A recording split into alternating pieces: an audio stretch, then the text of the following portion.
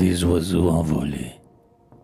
Enfant, oh revenez, tout à l'heure, imprudent, je vous ai de ma chambre exilé en grondant. Oh, qui tout hérissé de paroles moroses. Et qu'aviez-vous donc fait, bandit aux lèvres roses? Quel crime, quel exploit, quel forfait insensé, quel vase du Japon en mille éclats brisés, quel vieux portrait crevé, quel beau missel gothique enrichi par vos mains d'un dessin fantastique. Non, rien de tout cela. Vous aviez seulement, ce matin, resté seul dans ma chambre un moment, pris parmi ces papiers que mon esprit colore, quelques vers, groupe informe, embryons auprès d'éclore. Puis vous les aviez mis prompts à vous accorder dans le feu pour jouer, pour voir, pour regarder dans une cendre noire errer des étincelles, comme briller sur l'eau de nocturne nacelle, ou comme, de fenêtre en fenêtre, on peut voir des lumières courir dans les maisons le soir. Voilà tout. Vous jouez, vous croyez bien faire. Belle perte, en effet, beau sujet des colères, une strophe mal née au doux bruit de vos jeux, qui remuait les mots d'un vol trop âgeux. Une ode qui chargeait d'une rime gonflée sa stance paresseuse en marchant essoufflé. De lourds alexandrins l'un sur l'autre enjambant, comme des écolis qui sortent de leur banc. Un autre eût dit, merci, vous ôtez une proie au feuilleton méchant qui bondissait de joie et d'avance poussait des rires infernaux, dans l'antre qu'il se creuse au bas des grands journaux. Moi, je vous ai grondé, tort grave et ridicule. Nain charmant que n'eût pas voulu fâcher Hercule, moi, je vous ai fait peur. J'ai, rêveur triste et dur, reculé brusquement ma chaise jusqu'au mur et, vous jetant ces noms dont l'envieux vous nomme, j'ai dit « Allez-vous-en, laissez-moi seul. » Pauvre âme, seul le beau résultat, le beau triomphe seul, qu'on oublie un mort roulé dans son linceul. Vous m'avez laissé là, l'œil fixé sur ma porte, au teint grave et puni, mais vous, que vous importe?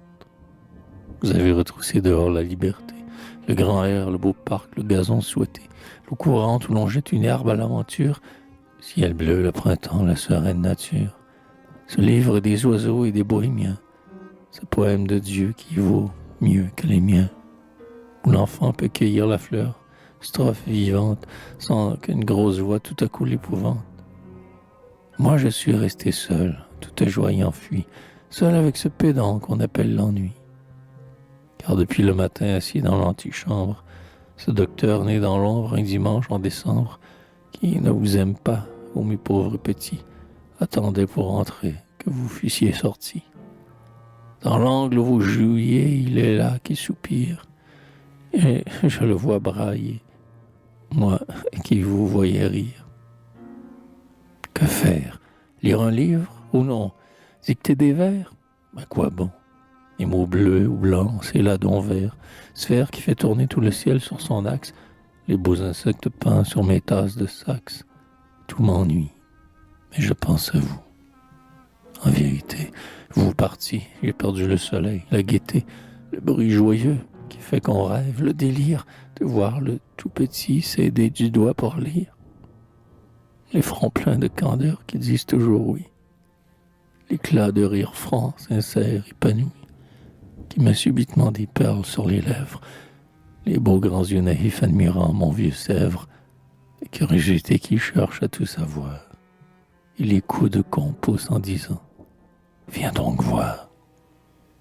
Oh certes, les esprits, les sylphes, les fées que le vent dans ma chambre apporte par bouffées, les gnomes accroupis là-haut près du plafond, dans les angles obscurs que mes vieux livres font, les lutins familiers nains à la longue échine qui parlent dans les coins mes vases de Chine. Tout l'invisible sein de ces démons joyeux a dû rire aux éclats quand là, devant leurs yeux, ils ont vu saisir dans la boîte aux ébauches ces examètres nus, boiteux difformes gauches, les traîner au grand jour, pauvres hiboux fâchés, et puis battant des mains autour du feu penché, de tous ces corps hideux soudain tirant une âme, avec ses vers si faire une belle flamme. Espiègle radieux que j'ai fait envoler, oh, revenez ici chanter, danser, parler, tantôt groupe folâtre, ouvrir un gros volume, tantôt courir, pousser mon bras qui tient ma plume, et faire dans le verre que je viens retoucher, saillir soudain un angle aigu comme un clocher, qui perce tout à coup un horizon de plaine. Mon âme se réchauffe, à vous douce haleine. Revenez près de moi, souriant de plaisir, bruire et gazouiller, sans peur obscurcir les vieux livres où je lis de vos ombres penchées. Folle tête d'enfant, gaieté effarouchée. J'en conviens, j'avais tort, et vous aviez raison, mais qui n'a quelquefois grondé hors de saison? Il faut être indulgent. Nous avons nos misères. Les petits pour les grands ont tort d'être sévères. Enfant, chaque matin, votre âme avec amour s'ouvre à la joie ainsi qu'à la fenêtre au jour. Beau miracle vraiment que l'enfant, gai sans cesse, ayant tout le bonheur et toute la sagesse, le destin vous caresse en vos commencements. Vous n'avez qu'à jouer, vous êtes charmant. Mais nous qui pensons, nous qui vivons, nous sommes hargneux, tristes, mauvais. Oh mes chers petits hommes, on a ces jours d'humeur, de déraison, d'ennui. Il pleuvait ce matin, il fait froid aujourd'hui. Un nuage mal fait dans le ciel tout à l'heure a passé. Que nouveau cette cloche qui pleure. Puis on a dans le cœur quelques remords. Voilà ce qui nous rend méchants. Vous saurez tout cela quand l'âge à votre tour ternira vos visages, quand vous serez plus grand, c'est-à-dire moins sage. J'ai donc eu tort, c'est dit, mais c'est assez punir. Mais il faut pardonner, mais il faut revenir. Voyons, faisons la paix, je vous prie à main jointe. Tenez, crayon papier, mon vieux compas en pointe, mes lacs et mes grès, qu'une vitre défend. Tous ces hochets de l'homme envié par l'enfant, mes gros chinois ventruffés comme des concombres, mon vieux tableau trouvé sous d'antiques décombres. Je vous livrerai tout, vous toucherez à tout. Vous pourrez sur ma table être assis ou debout, et chanter, traîner sans que je me récrie, mon grand fauteuil de chêne et de tapisserie, et sur mon banc sculpté jeter tous à la fois vos jouets anguleux qui déchirent le bois.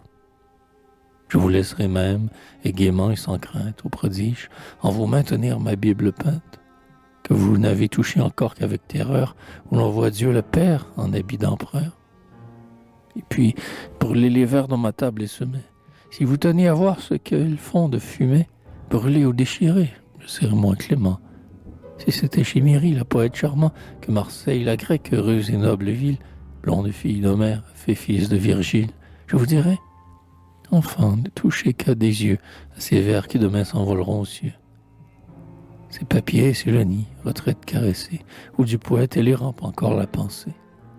Oh, n'en rapprochez pas, car les vers nouveau-nés au manuscrit natal encore emprisonnés souffrent entre vos mains innocemment cruelles.